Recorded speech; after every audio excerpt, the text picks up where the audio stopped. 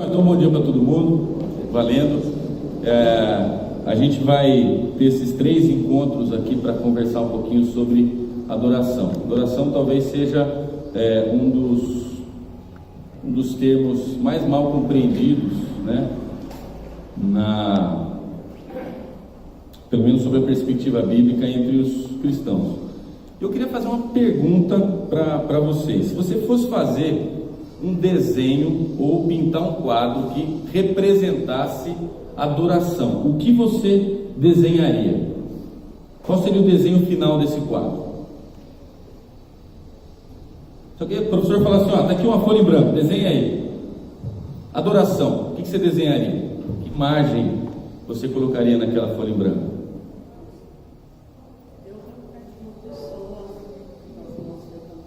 Uma pessoa com as mãos levantadas. Uma pessoa de joelhos. De joelho com a mão levantada? Tem que fazer pilates. A chance, se eu fizer isso aí, eu caio para frente. Uma pessoa contemplando alguma coisa, uma paisagem. Uma pessoa diante de uma paisagem. Que mais? E os outros? Não sabe desenhar? E aí, japonês?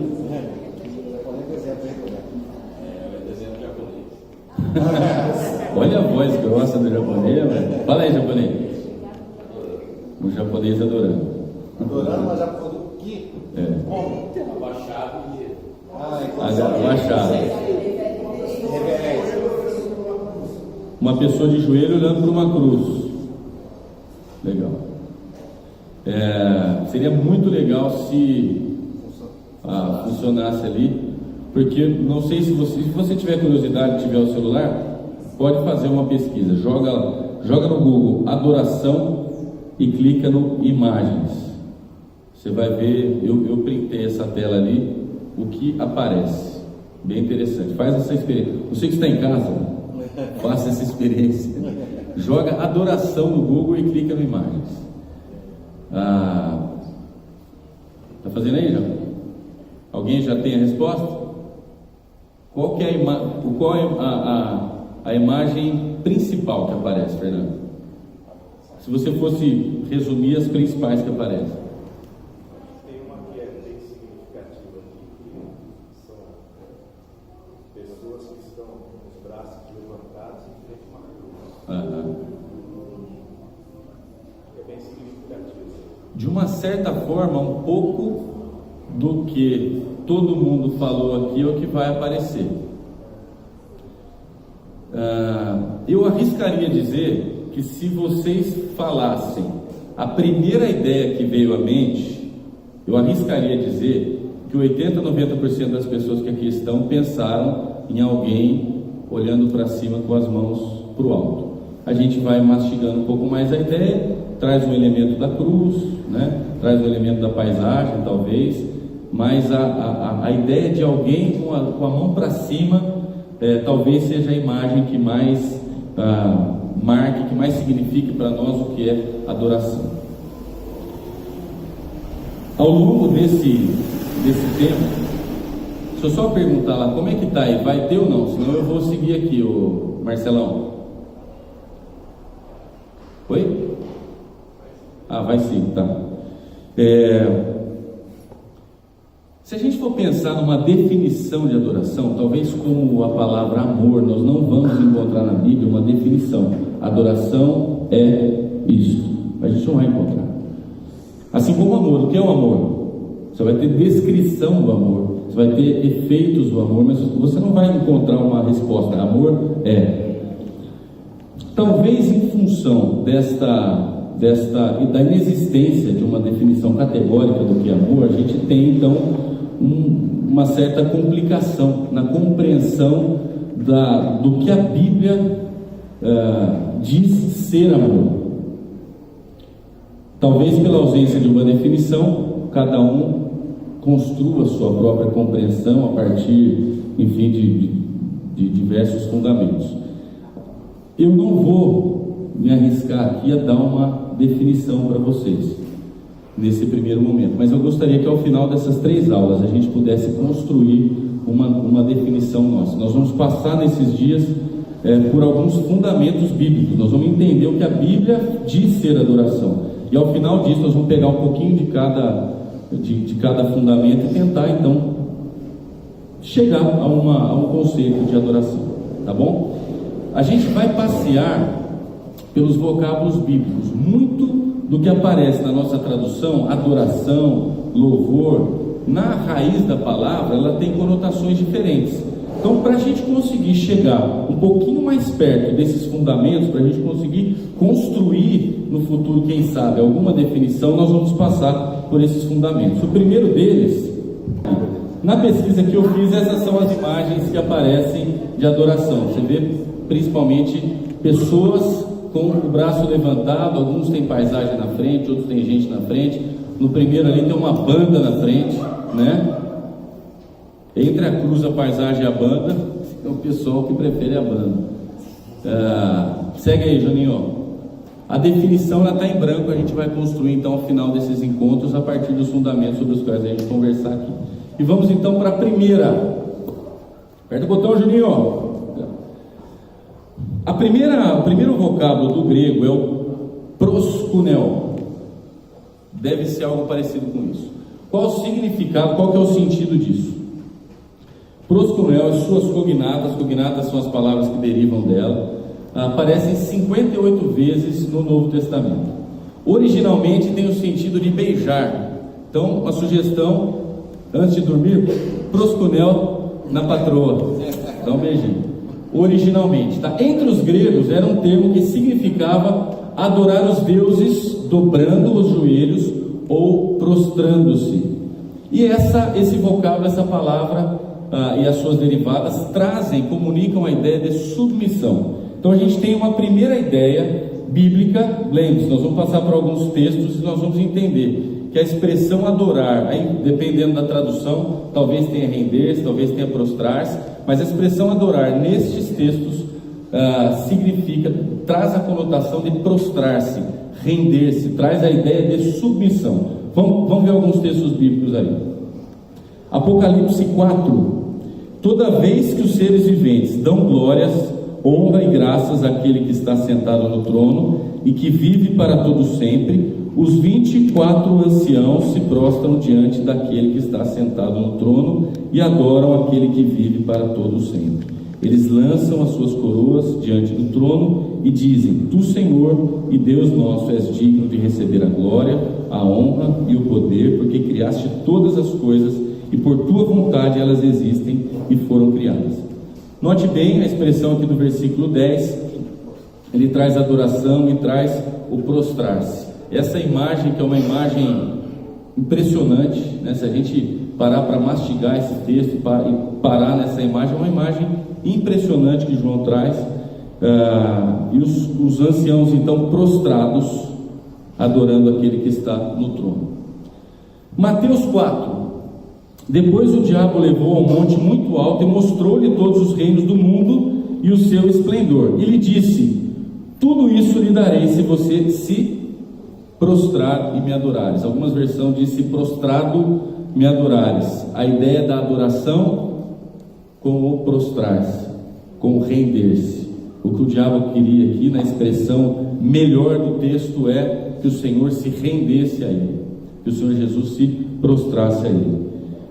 E a resposta de Jesus, e a gente vai retire-se Satanás, pois está escrito: adore, que é um derivado, um cognato daqui do proskuneses, desse que a gente está estudando agora, o Senhor, ou seja, prostre-se, renda-se ao Senhor, o seu Deus, e só a Ele preste culto. E aqui nós temos uma segunda expressão usada por Jesus, que é o próximo sentido da palavra adoração, pelo qual a gente vai passar, tá?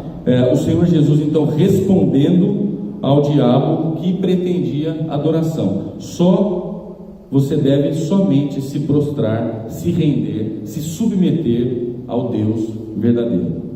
Note só nessa resposta de Jesus a incoerência, como Jesus não concebe a ideia de alguém se prostrar diante de um Deus, se render, se submeter a um Deus, ou seja, uma atitude externa diante de um Deus, mas internamente ele tem um outro tipo de comportamento. Vou ser mais claro um pouco.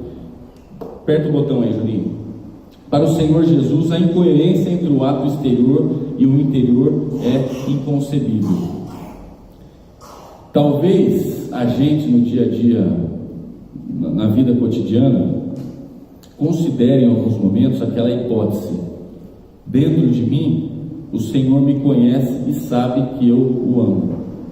Então, eu posso me submeter, eu admito a possibilidade de externamente expressar algo diferente do que está dentro de mim. Mais claro ainda, aperta o botão, Juninho, a gente lembra do texto de Daniel. O que aconteceu ali? Os três amigos, Daniel 3, vamos ler o texto. Tu, ó rei, fizeste um decreto pelo qual todo homem que ouvisse o som da buzina, da flauta, da harpa, da sambuca, do saltério, da gaita de foles e de toda espécie de música, se prostrasse, olha aqui a expressão, e adorasse a estátua de ouro.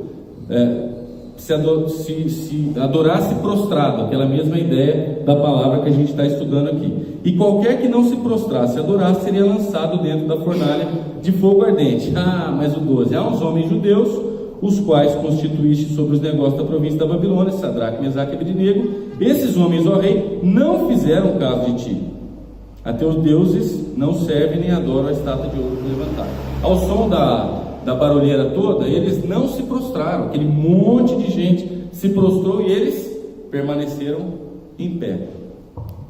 Se a gente fosse honesto, talvez eu e você pudéssemos, até com justificativas plausíveis, considerar o seguinte: quer saber? Para eu continuar firme aqui, para de repente eu continuar aqui exercendo o meu ministério, eu vou aqui me prostrar, ninguém vai saber, o Senhor conhece o meu coração, Deus sabe que eu amo, que eu adoro, afinal de contas eu estou aqui, mas eu vou aqui dar aquela prostradinha para passar batido e eu sigo. O Senhor vai ver o tanto que eu vou fazer por Ele, né?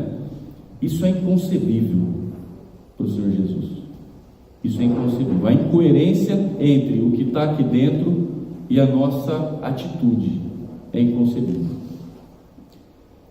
Isso é legal a gente pensar para a gente. A ideia nossa aqui não é só trazer conhecimento, trazer informação, mas trazer a aplicação da palavra, né? Sempre nós precisamos cuidar para que a nossa expressão externa esteja de acordo com a nossa impressão interna, com o nosso interior.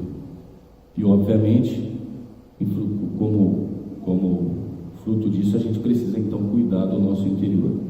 Talvez não tanto quanto a gente cuida do exterior, mas muito mais, tá? Veja só, aperta aí, Juninho, para frente, isso. Você pulou. Não, pulou o Tiago. Pulou o Tiago, volta lá no Tiago, desculpa, estava certo, Juninho, perdão. Olha só. Acaso pode sair sair água doce e água amarga da mesma fonte? Olha a pergunta de Tiago. É inadmissível a mesma fonte dar água de dois tipos diferentes. É inadmissível a mesma árvore dar dois frutos diferentes. Quando a gente está pensando sobre rendição, sobre submissão, nós estamos entendendo o que está dentro da gente e a partir do que está dentro da gente, aquilo que pula para fora, aquilo que pula para as nossas ações no dia a dia. Meus irmãos, pode uma figueira produzir azeitonas ou uma videira figos? Da mesma forma, uma fonte de água salgada não pode produzir água doce. E a pergunta para a gente é: nós somos uma fonte que produz um só tipo de água? Ou a gente produz mais de um tipo de água? Vamos para Mateus? Jesus: esse povo me honra com os lábios, a gente vai voltar nesse texto daqui a pouco, mas o seu coração está longe de mim. Em vão me adoram, seus ensinamentos não passam de regras ensinadas por homens. Incoerência, adoração inútil. A incoerência entre o nosso interior e o nosso exterior, a manifestação, os nossos atos concretos, para o Senhor chega como adoração inútil, vã adoração.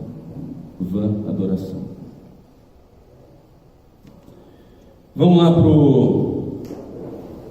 aliás, esse texto de Mateus 15, é um texto, a gente não vai esticar aqui, mas é um texto que merece ser lido inteiro, porque ele reforça, ele traz para a gente bastante ênfase sobre o coração, sobre o cuidado com o coração. Então fica aí de lição de casa, você lê o Mateus 15 depois e degustar esse texto. Vamos para a segunda expressão? Qual que é a primeira então, pessoal? Classe? Prostrar-se. Volta lá, Juninho, para ajudar o pessoal a colar. Isso. Qual que é a primeira expressão, pessoal? Prostrar-se e render. No grego, eu quero saber. Prostanel. Tá bom. Vamos para a segunda? A segunda traz a conotação de cultuar, de servir. O termo origem é latreia, termo usado por Jesus para responder ao diabo. Lembra que a gente leu ali na tentação de Cristo? Então, quando ele fala ao Senhor, no português a tradução é: somente ao Senhor seu Deus adorarás e só a Ele preste culto. Nós estamos falando dessa segunda parte, então, do prestar culto, né? Nós vamos passar por alguns textos que vão ajudar a gente a entender melhor o que significa esse prestar culto.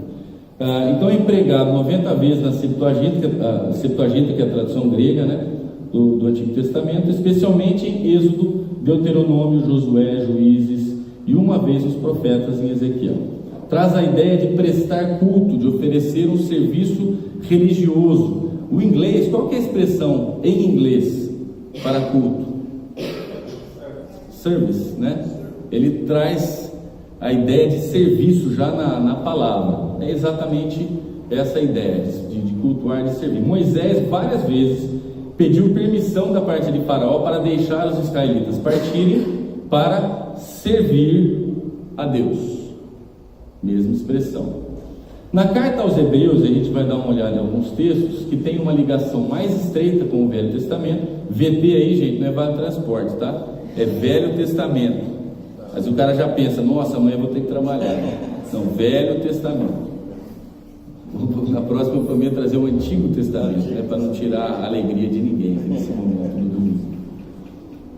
O Antigo Testamento, 4 das 6 referências tratam do culto judaico no templo, do serviço no templo, do culto no templo. Então vamos lá, vamos ver alguns textos aí, vamos ver 2, tá? Hebreus 9, Ítalo, lê para nós aí. Lê alto, bicho, pelo amor de Deus. Tomou um cafezinho lá? Não, né? Então vai. Desta forma, o Espírito Santo estava mostrando que ainda não havia sido manifesto o caminho para o Santo dos Santos, enquanto ainda permanecia o primeiro tabernáculo.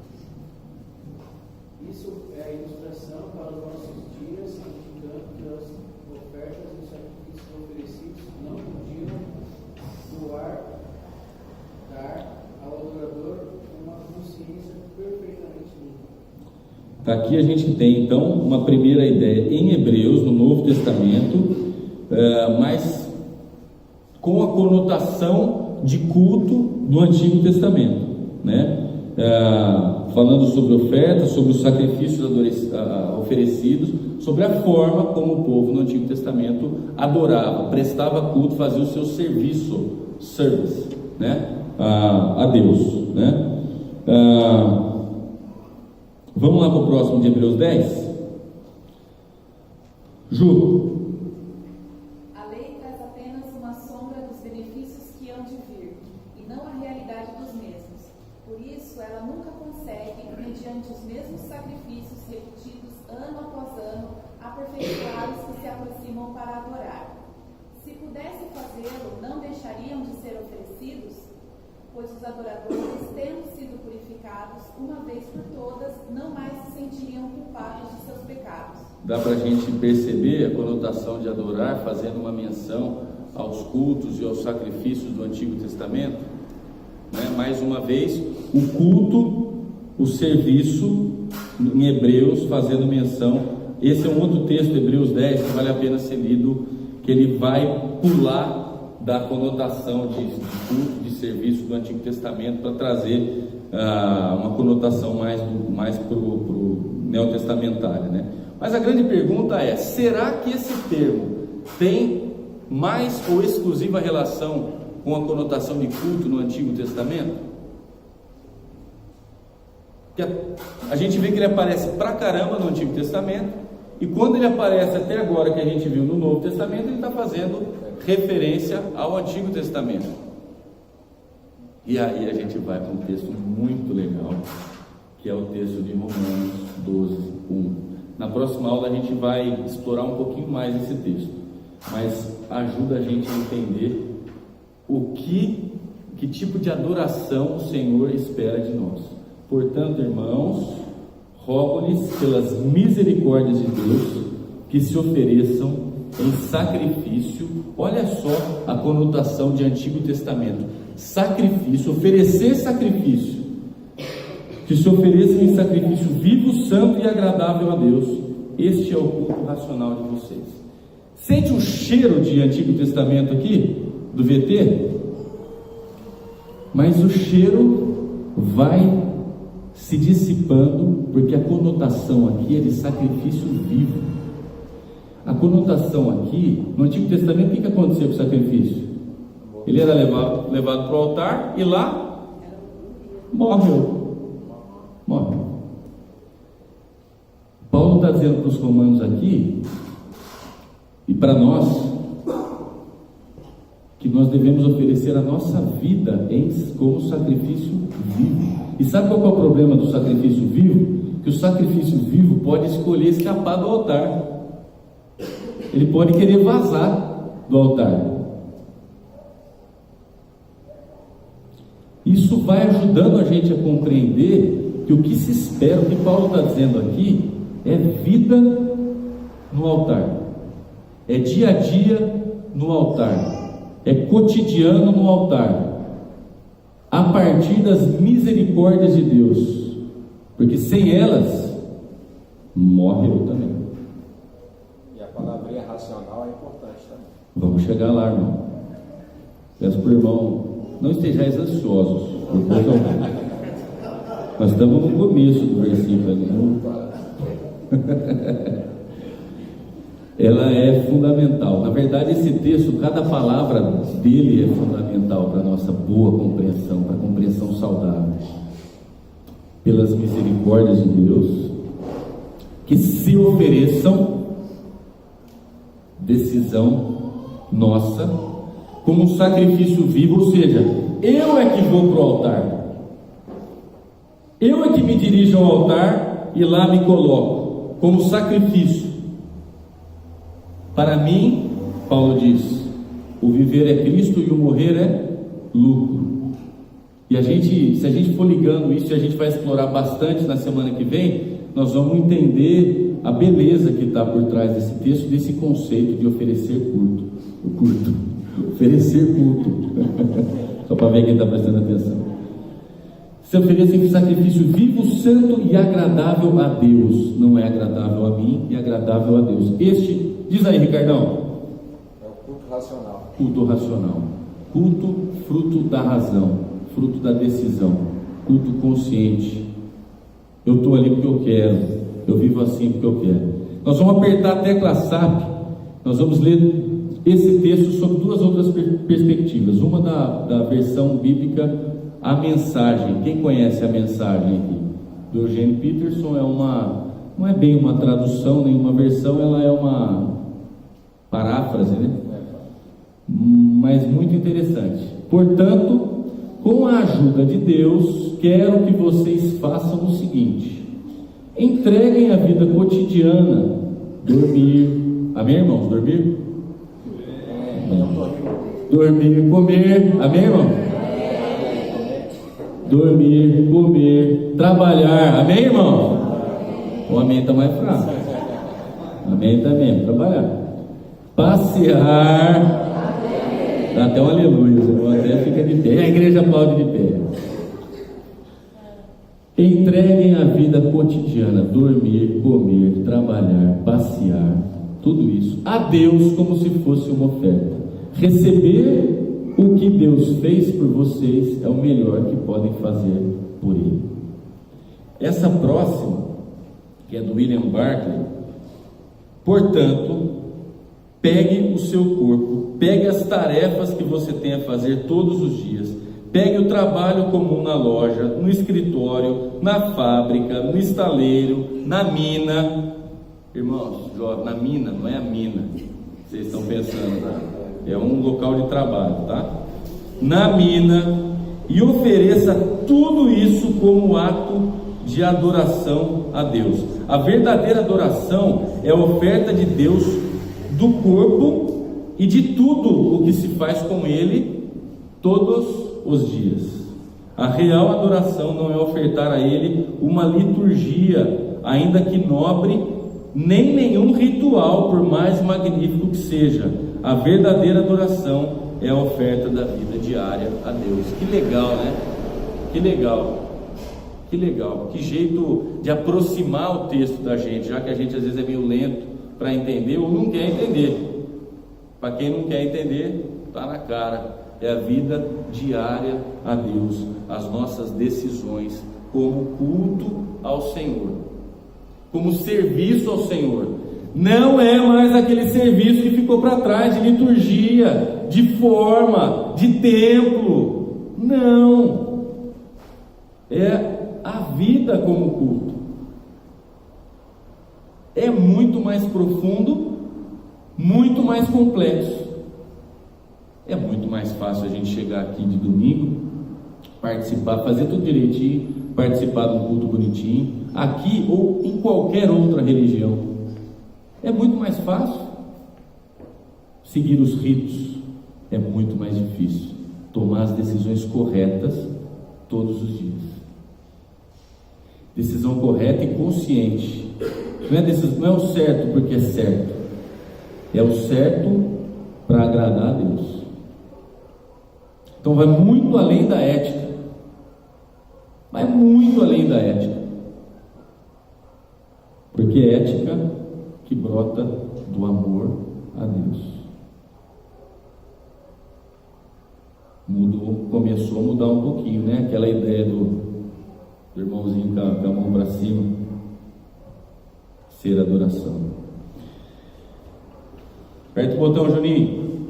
Adoração a Deus não requer uma atividade ritual, litúrgica, mas a participação, notem, do coração, amor, da mente, diz aí para nós, razão não é aquilo que a sua mulher tem, certo? Razão é fruto fruto, os irmãos demorando para entender a piadinha. A razão é meio lenta.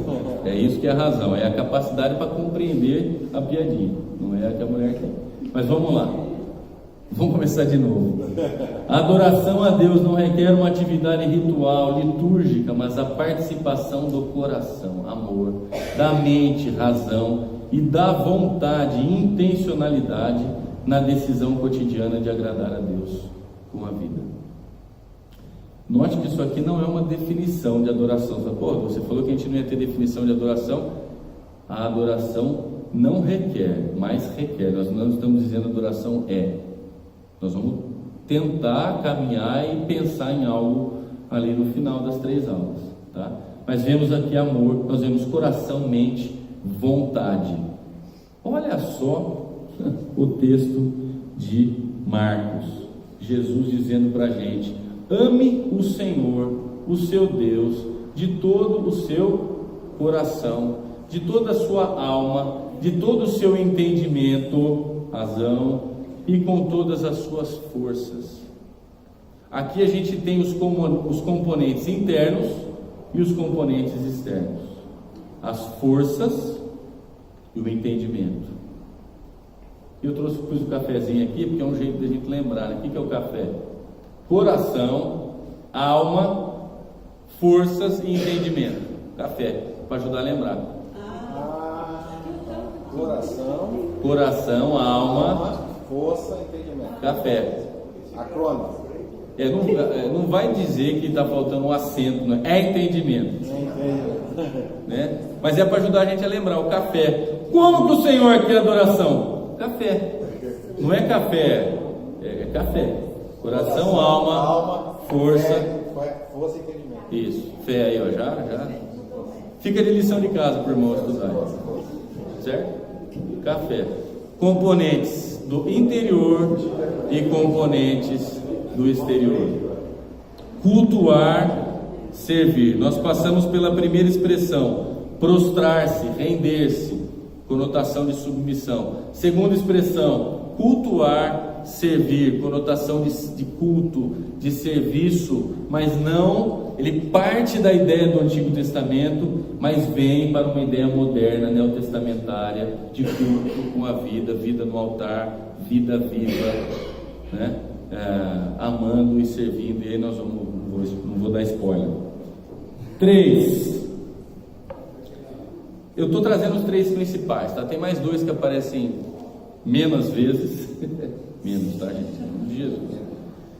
Mas essas são as principais. A terceira é ser bem. Ser bem que, não ser bem. Vocábulo pouco usado no Novo Testamento para traduzir ao grego o sentido de culto no Velho Testamento, em razão de sua conotação pagã grega.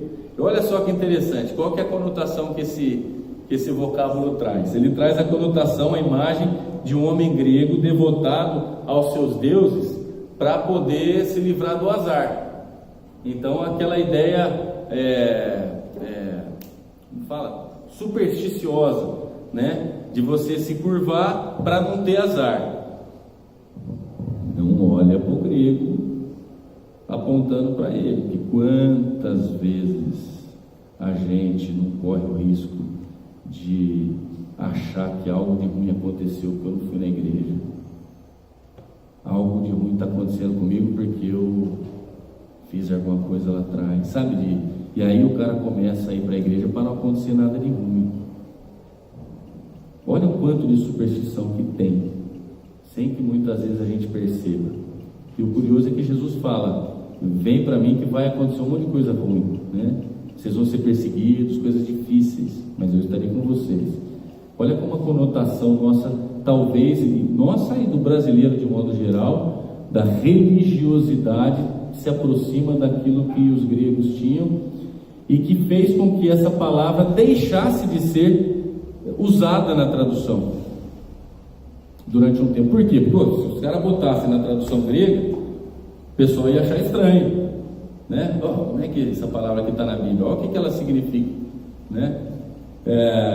Então a gente vê aqui, olha só, Mateus e Marcos citando a versão grega de Isaías. Então ela aparece nos evangelhos, mas copiada, transcrita, copia e cola, já tinha copia e cola na época transcrito de Isaías 29:13. Nas cartas pastorais, Paulo, é que eu estava pensando em minha esposa. Quem é Timóteo, irmão? Paulo. Depois eu vou descobrir quem que é o irmão Timóteo Ricardo. Paulo, Timóteo e Tito. Aliás, você quer ver o Mateus 15? Eu coloquei depois aqui, tá? Porque a gente mencionou ele ali. Este povo me honra com os lábios, mas o seu coração está longe de mim. Em vão me adoram, seus ensinamentos não passam de regras. Pode voltar lá, Juninho. De regras ensinadas por homens. Essa é a transcrição. Esse povo me honra com os lábios, o seu coração está longe de mim. E em vão, esses 2 versículos vêm lá de Isaías, né? Em vão me adoram, essa expressão do adoro. Em vão me reverenciam, em vão me temem. Volta lá, tá aí já. Nas cartas então de Paulo a Timóteo e Tito e 2 Pedro, esses vocábulos são encontrados com maior frequência. Curioso, né? Mais para frente eles começam a usar essa palavra na tradução, aparentemente porque elas já não mais comunicavam aquela mesma ideia. O pessoal já estava conseguindo compreender um pouquinho mais o que estava acontecendo ali, né? E já não viam mais problema de colocar o vocábulo lá para passar a ideia de adoração. Então vamos ver o exemplo de Atos de Timóteo, que a Paula escreveu para o Timóteo.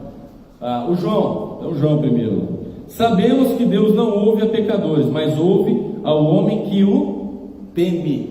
Olha a palavra aparecendo aqui, é uma cognata dela, eu não vou nem dizer Teosebes, né? Teme e pratica a sua vontade. O Senhor não ouve a pecadores, mas ouve ao homem que o teme e pratica a sua vontade. Olha o temor, olha a reverência, o sentido dessa palavra, né? O sentido dessa palavra, que antes era um grego reverenciando algum deus qualquer para fugir do azar, a gente já começa a vê-la aqui referindo-se ao Senhor, né? O Senhor, então, ouvindo e dando seus ouvidos àqueles que o reverenciam, àqueles que o temem. No Atos 10, a gente vê de novo, no versículo 2, ele, que é o Cornélio, nome estranho, né? Cornélio. Eu não queria chamar Cornélio, ainda mais a Paula escrevendo para o Timóteo.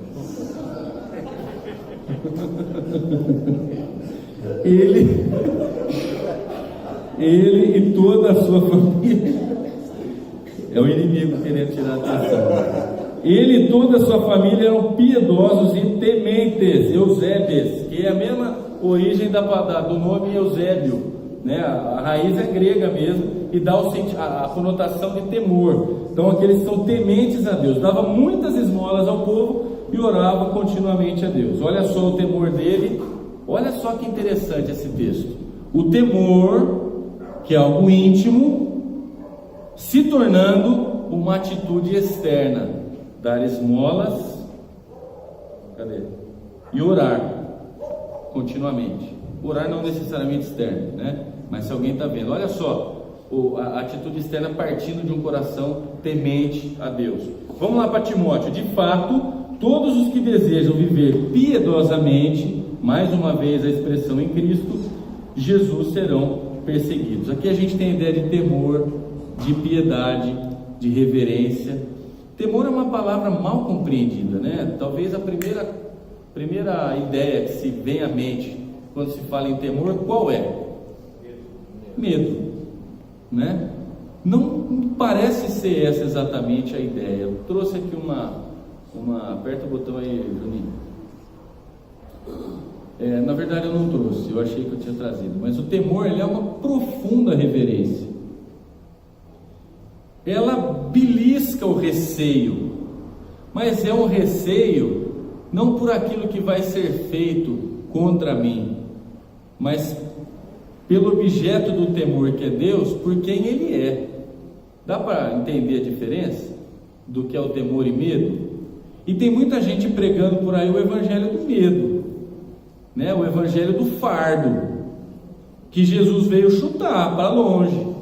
Nós estamos aqui no evangelho do amor, nós estamos aqui no evangelho do temor, da adoração, não pelo que pode acontecer. Isso aqui é do grego, lembra do azar? Lembra do azar? Isso é o medo. O temor não. O temor é por quem Deus é. A adoração envolve, mais uma vez, nós não estamos diante de uma definição, não é, mas ela envolve um íntimo temor, uma reverente preocupação com o que agrada a Deus. Temer a Deus intimamente é aquele receio profundo de desagradar a Deus, aquele receio íntimo de desagradar a Deus. Nós não temos como medir o temor do outro, porque isso está dentro dele. É o receio de perder o foco, né? De você não viver o propósito da sua vida. Perfeito. Você deu spoiler sem saber, que semana que vem, mas muito bem, queria ter uma filha assim.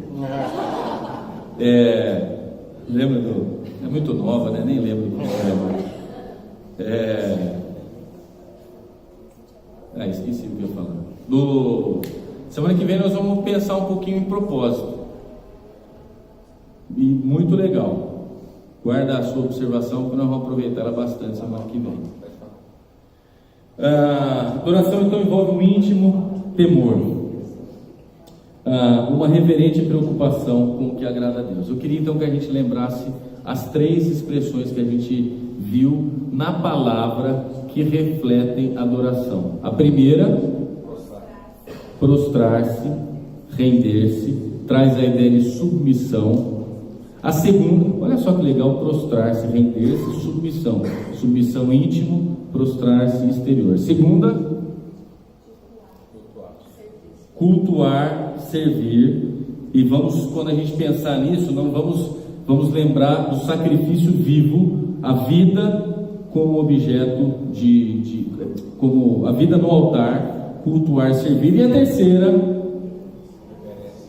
pode falar, gente. Só as mulheres. Reverenciar, temer. Só os homens. Reverenciar, temer. Só os bonitos. Reverenciar, temer. Pessoal, isso tudo é ter de si, tem alguns aqui, irmão, que eu estou vendo, uma imagem distorcida. Vamos orar. Vamos aqui para a prova. O pessoal achava que não tinha prova na escola bíblica. Tem prova e tem reprovação, hein? Quem errar vai ter aula de recuperação até 12:30. Sem almoço. Quiz. A gente passou em alguns momentos pela ideia do interior e do exterior.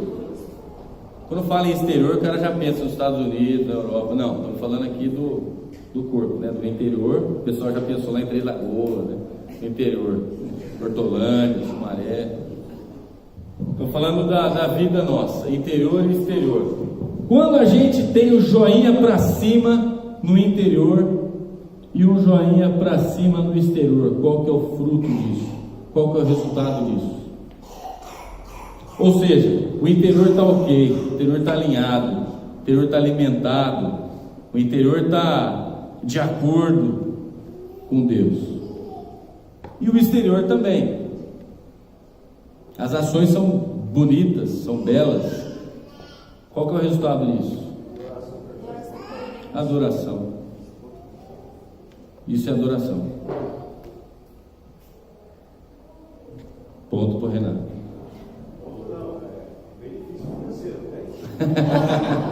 Isso já não é adoração, isso é ganância. Vamos lá, segunda pergunta.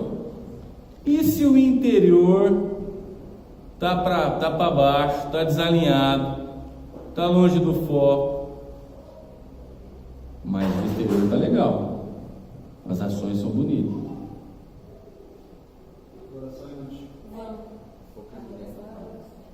Vã adoração.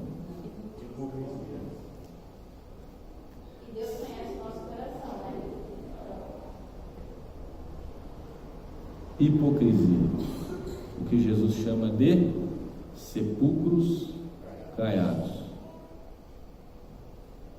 o que na versão do amanhã da Bíblia diz: por fora bela viola, por dentro.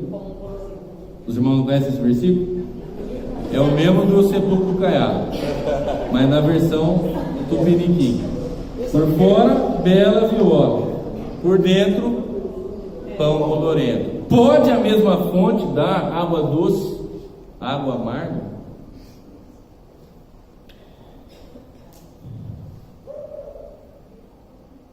Eu gosto de pensar, hipocrisia é uma palavra forte, eu gosto de pensar em teatro também.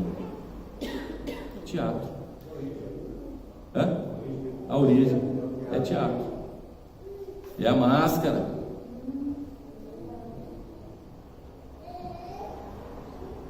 E aquilo que a gente falou lá no começo, quando a gente, na primeira expressão, Deus não concebe, Ele não liga, Ele não quer saber. Esse é um dos maiores, fugiu a palavra, quando você faz um negócio, armadilha. Essa é uma das maiores armadilhas para os cristãos. E a gente falou em fardo em algum momento aqui, né? Nós precisamos, como corpo de Cristo, como igreja do Senhor Jesus, ter espaço para o fracasso. Nós precisamos ter espaço para que a pessoa seja o que ela é, para que ela não precise ser uma artista, um ator, para que ele não precise, com receio de ser julgado, exercer um papel que não é o dela. O papel que a gente precisa exercer é o nosso papel, o papel da nossa vida. Quanta gente e quantas vezes a gente não se engana, achando que está adorando a Deus, mas no fundo está se enganando, porque o foco de onde parte a vida está desalinhado. Eu faço coisas lindas, e nós vamos explorar isso na aula que vem também. Vai ter bastante coisa na aula que vem. Eu faço coisas lindas, mas aí a gente vai para o 1 Coríntios e Paulo nos lembra que eu posso fazer das mais belas expressões de bondade, como entregar o meu próprio corpo para ser queimado e morto em prol do outro. Se não houver amor dentro, isso não tem valor. Está até uma poesia: se não houver valor, não tem valor. Não é curioso? Não é curioso como o Evangelho grita para a gente, dizendo: não se iluda com as liturgias, não se iluda com a religiosidade, porque você precisa cuidar não com o que vai de fora, mas com o seu interior, que é o coração. E a gente vai pensar um pouquinho semana que vem sobre o cuidado com o interior. E a terceira, quiz. E esse aqui? Essa pergunta que vale 5. Coerência. O que significa quando o coração está desalinhado e quando as minhas atitudes também estão desalinhadas? Além de ser coerência, o que mais? O que a gente extrai disso?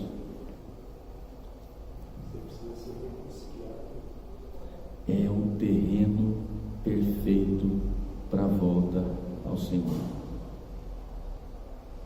O Senhor Jesus veio para os doentes e não para os que pensam ser sãos. Quem está com o pão bolorento e se vendendo como bela viola, fariseu, não encontra espaço para a cura, não se vê doente, não se vê no estado que de fato está. Esse é o terreno perfeito. Por isso que eu disse e repito agora, nesse terceiro ponto, nós precisamos ter espaço para isso no corpo de Cristo. Nós precisamos. É uma questão que vai muito além da saúde da pessoa, mas tem a ver com a saúde espiritual, com a oportunidade da pessoa ser transformada por Deus. Ficou claro? 3? Ficou claro? Volta lá no primeiro. Adoração, hipocrisia, terreno fértil para a transformação, para a atuação do Senhor. Para terminar, qual dessas duas imagens você acredita, depois dessa aula? Pode passar, Juninho.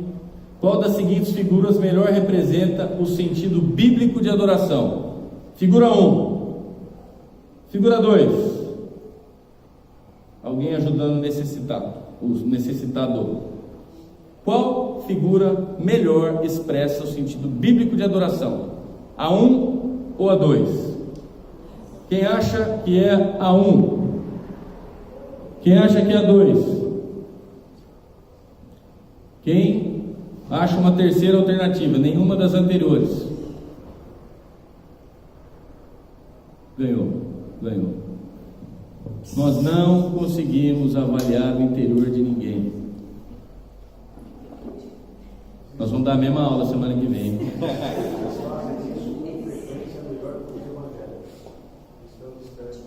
Sim. A questão está na motivação, a questão está no coração, a questão está no o que te move, não o que você faz. É o que te move, a quem você faz o que você está fazendo. É aí que está o ponto. Eu queria compartilhar com vocês uma canção que eu fiz há um tempo, talvez algum dia, mas eu tentei trazer um pouquinho disso. O Senhor me amou, não foi só com palavras, o seu Filho entregou por mim. O amor me alcançou, me abraçou com sua graça. Como vou responder aqui? Quero levantar as minhas mãos como expressão do meu amor. Ofereço a ti meu coração, Senhor. Quero estender as minhas mãos como expressão do teu amor. Servir e abraçar os meus irmãos, Senhor. Permanecer no amor, permanecer no Senhor. Se eu fosse fazer uma imagem, eu construiria uma mão para cima e outra para o lado. E eu cacei essa imagem, eu não encontrei. E eu cacei. Gastei todo o pacote de internet. Tirar foto aí. Uma mão para cima, na direção do Senhor. Outra mão na direção do próximo. E algo que a gente não consegue pôr na foto, que é o mais importante, vocês já aprenderam: a motivação correta do coração. Vamos orar? Senhor, obrigado pela tua palavra. Como é bom a gente aprender um pouquinho do que é adoração, da adoração que o Senhor procura em nós. Que o Senhor nos ajude a compreender e a aplicar, Senhor, de maneira racional, de maneira intencional, de maneira que te agrade. Trata o nosso coração, Pai. Ajuda a gente a cuidar do nosso íntimo, do nosso interior, da fonte da vida que é o nosso coração.